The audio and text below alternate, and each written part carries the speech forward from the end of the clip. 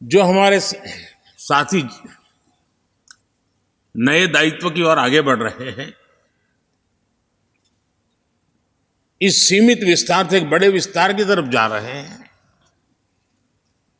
राज्यसभा से निकल करके जनसभा में जा रहे हैं, तो मैं मानता हूं उनका साथ, यहां का अनुभव, इतने बड़े मंच पर जा रहे हैं तब देश के लिए एक बहुत बड़ी पूंजी बनकर के निकलेगा।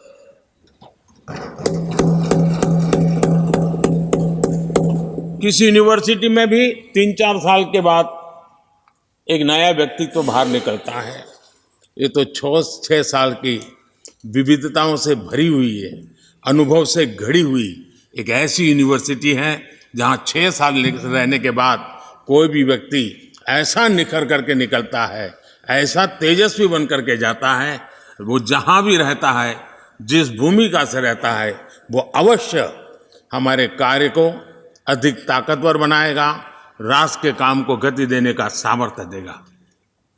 ये जो माननीय सांसद जा रहे हैं, एक प्रकार से वो वैसे ग्रुप है जिनको दोनों सदन में रहने का, पुराने वाले संसद के भवन में भी और नए वाले संसद के भवन में भी उनको रहने का अवसर मिला।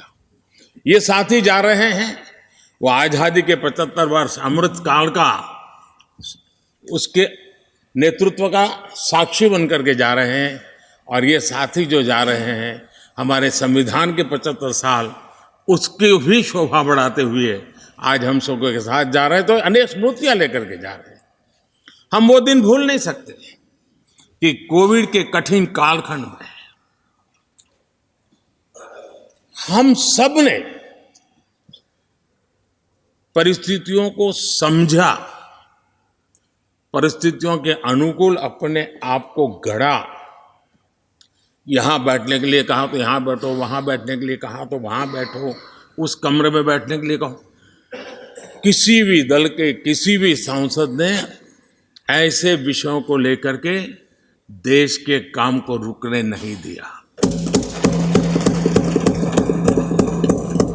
और कोरोना के वो कालखंड जीवन और मौत का खेल था, घर से बाहर निकले पता नहीं क्या होगा। उसके बाद भी माननीय सांसदों ने सदन में आकर के देश की जिम्मेवारियों को निभाया, देश को आगे बढ़ाया। और इसलिए मैं समझता हूं कि उस कालखंड ने हमें बहुत कुछ सिखाया है। संकटों के बीच भी भारत की संसद में बैठे हुए व्यक्ति कितने बड़े दायित्व को निभाने के लिए कितना बड़ा रिस्क भी लेते हैं और कितनी कठिनाइयों के बीच में काम भी करते हैं, इसका अनुभव भी हमें हुआ। सदन में खट्टे मीठे अनुभव भी रहे। हमारा कुछ दुखद घटनाएं भी रही। कोविड के कारण हमारे कुछ साथी हमें छोड़ के चले गए, आज हमारे बीच नहीं है। वो भी सदन के इसी कालखंड के कुछ प्रतिभाएं थी जो हमारे बीच से चली गई। वो एक दुखद घटना को हमने स्वीकार करते हुए भी हम आगे बढ़ते रहे। और भी ऐसी कुछ घटना हुई, कभी कभी फैशन परेड का भी हमने दृश्य देखा। काले कपड़ों में सदन को फैशन शो का भी लाभ मिला। तो ऐसी विविधताओं के अनुभव के बीच हमारा कार्यकाल बीता। और मैं तो अब खड़गे जी आ गए हैं, तो मेरा एक धर्म तो निभाना ही पड़ता है मुझे। कभी कभी कुछ काम इतने अच्छे होते हैं जो बहुत लंबे समय तक उपयोगी होते हैं। हमारे यहाँ कोई बच्चा कुछ अच्छी चीज कर लेता है, कोई बच्चा अच्छे कपड़े वपड़े पहन करके अवसर के लिए तैयार होता है, तो परिवार में एक आध स्वजन आ जाता है, अरे किसी की नज़र लग जाएगी, उसको काला टीका कर दो।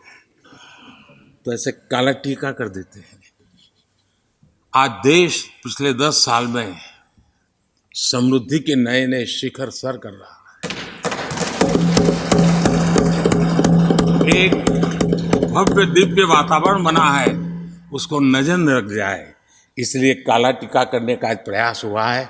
मैं उसके लिए भी खड़गे जी का बहुत धन्यवाद करता हूँ, ताकि इस हमारी प्रगति की यात्रा को कोई नज़र न लग जाए, ये नज़र न लग जाए, इसलिए आपने आज जो काला टीका किया है, मैं तो सोच रहा था सब काले कपड़ों में आएंगे, लेकिन शायद काला जादू खिंचते खिंचते खिंचते ब्लैक पेपर तक चला गया है। लेकिन फिर भी मैं उसका भी स्वागत करता हूँ, क्योंकि जब भी अच्छी बात होती है काला टीका नजर न लग जाए, इसलिए बहुत जरूरी होता है। और उस पवित्र काम को, और आज जिस उम्र के हैं उस व्यक्ति जब ये काम करता है तो जरा अच्छा रहता है। तो मैं इसके लिए भी आपका आभार व्यक्त करता हूँ।